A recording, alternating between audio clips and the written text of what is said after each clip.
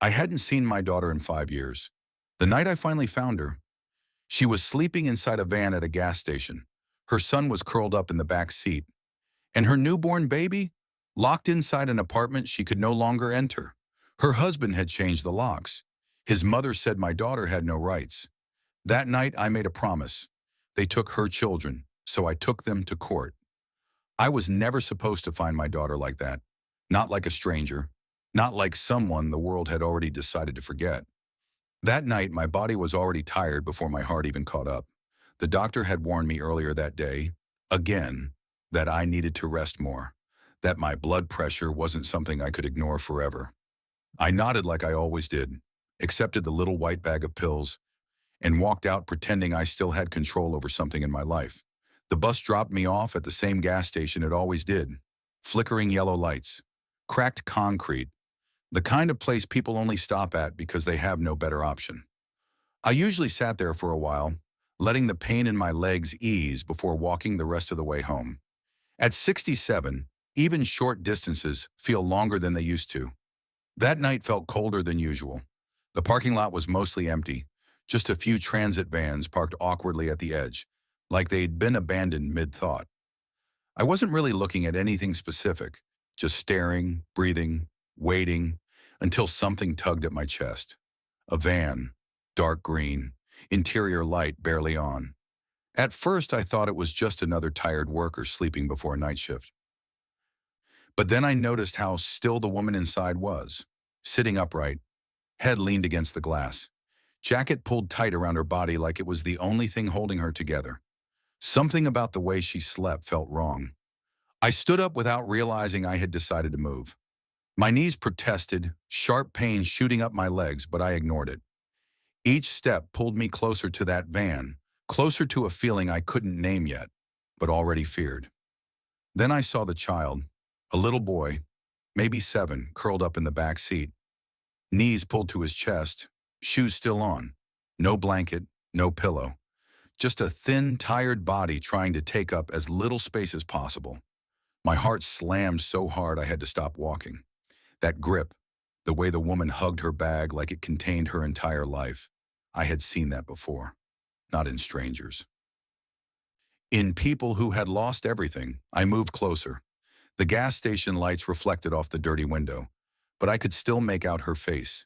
Messy hair, hollow cheeks, lips cracked from cold and dehydration.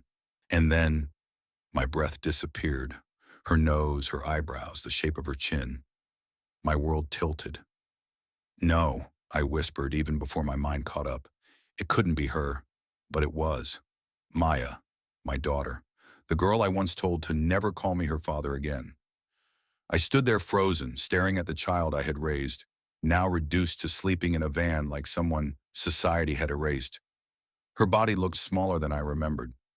Fragile, like she'd been shrinking under the weight of something cruel for a long time. I lifted my hand and gently tapped the glass. She stirred slowly, eyes opening without focus.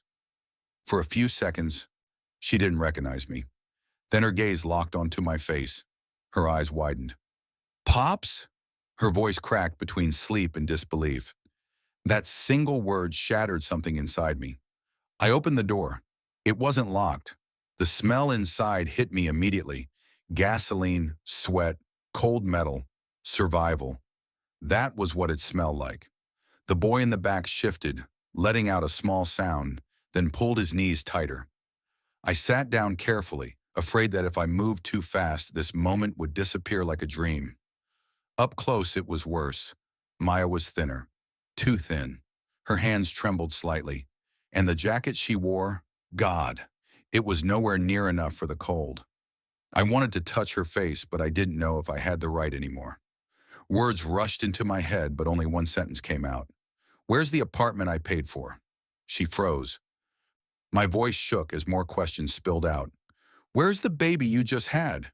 Don't you have 2 children now?" Her eyes filled with tears, but they didn't fall. They just sat there, heavy, like she'd cried all of them out already. In the back seat, the boy woke fully. He looked at me briefly, then dropped his gaze and hugged his knees. No curiosity, no fear, just resignation. Maya, I said softer this time. Talk to me. She took a breath that sounded painful. My husband, she whispered, and his mother.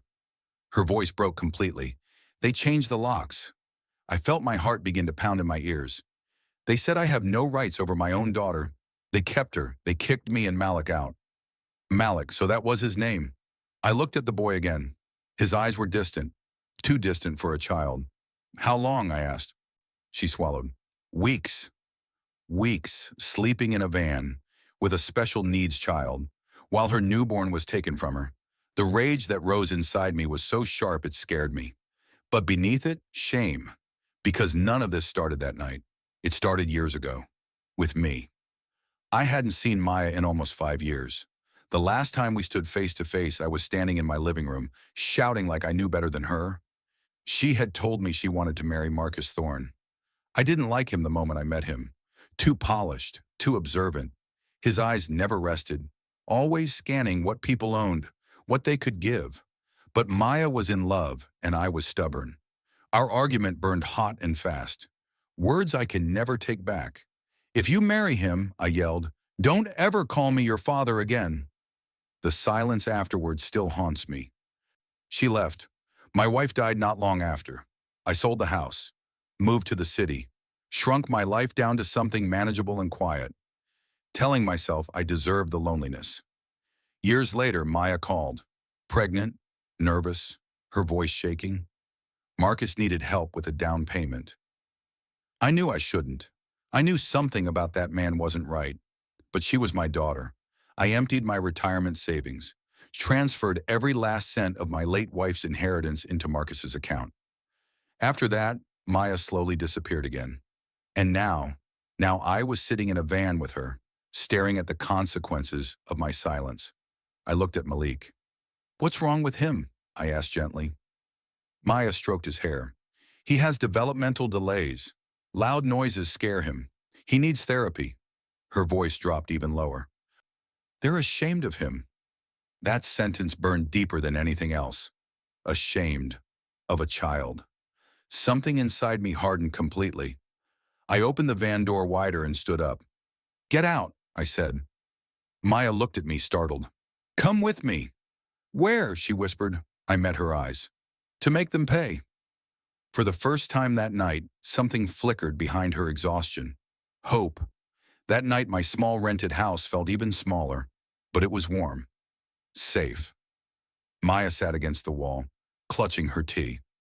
Malik slept on a thin mattress, hugging a worn-out doll like it was the only thing that understood him. I listened. I listened to everything. College, Marcus, the way his kindness slowly turned into control, his mother's constant judgment, the way they hid Malik like a shameful secret, the way they isolated her from me. When she told me how they took her phone, her documents, her voice, I felt physically sick. And when she described the night they locked her out while her baby cried inside, I had to stand up, because if I stayed seated, I might have broken something. By the time she finished, dawn was approaching, and so was a truth I could no longer avoid. I had failed once as a father. I would not fail again. I looked at my daughter, broken, exhausted, but still breathing, and I made a promise.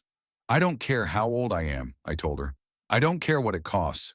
Starting today, they stop winning. She cried then, not quietly, not politely, and I held her like I should have years ago. The night after Maya told me everything, I didn't sleep. I sat at the small kitchen table long after the house went quiet, staring at the peeling paint on the wall and listening to the uneven rhythm of Malik's breathing from the other room. Every few minutes, he'd let out a small sound, like his body was bracing itself for something, even in his dreams. That boy had learned fear far too early. Maya slept on the floor beside him, her body curled protectively around her son, like the world might try to snatch him away the moment she let go. Watching her like that did something to me. It stripped away every excuse I'd ever made for staying quiet. At sunrise, I made a decision. If Marcus Thorne thought he could bully a broken woman into silence, he had never met an old man with nothing left to lose. The first thing I did was dig through everything I owned. I pulled out a battered cardboard box from the top of the wardrobe, one I hadn't opened since my wife passed. Inside were old papers, photos, receipts, and a blue plastic folder. My hands shook as I flipped through it. Then I found them. The transfer receipts. My name, Marcus's account, the exact amount for the condo down payment.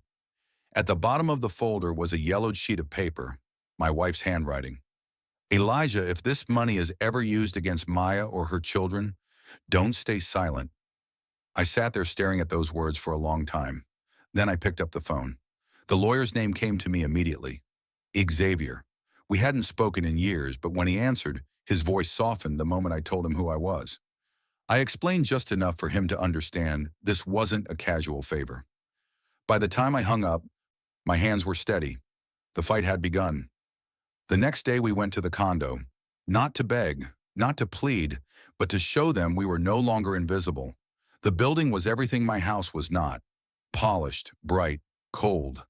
The lobby smelled like money and indifference. Maya hesitated at the door, Malik covering his ears at the echoing sounds. I took her hand. Look straight ahead, I told her. You belong here as much as anyone. Marcus came down with a smile that vanished the moment he saw me. His mother followed behind him, eyes sharp, lips tight. The moment they opened their mouths, I knew. They weren't sorry, they weren't afraid. They thought they were untouchable. Marcus lied without blinking. Beatrice insulted Malik openly. And when Maya tried to speak, they talked over her like she was furniture. Then Xavier spoke. Calm, measured, precise. That was the first crack. Marcus didn't like being challenged. Not in public, not by someone who knew the law. His smile tightened, his tone sharpened. And that was exactly what Xavier wanted. We left the lobby humiliated, but not defeated, because humiliation was all they had left.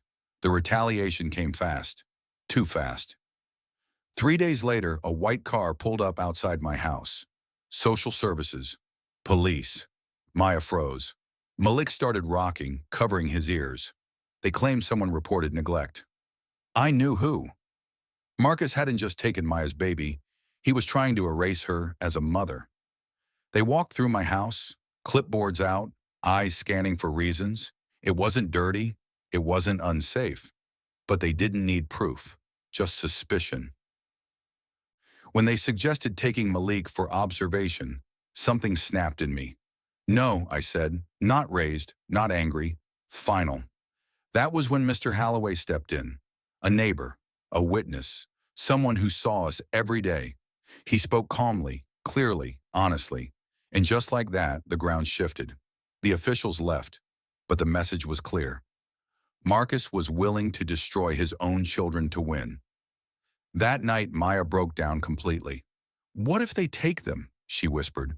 What if I lose everything? I held her hands. Then we fight harder. The weeks that followed were brutal.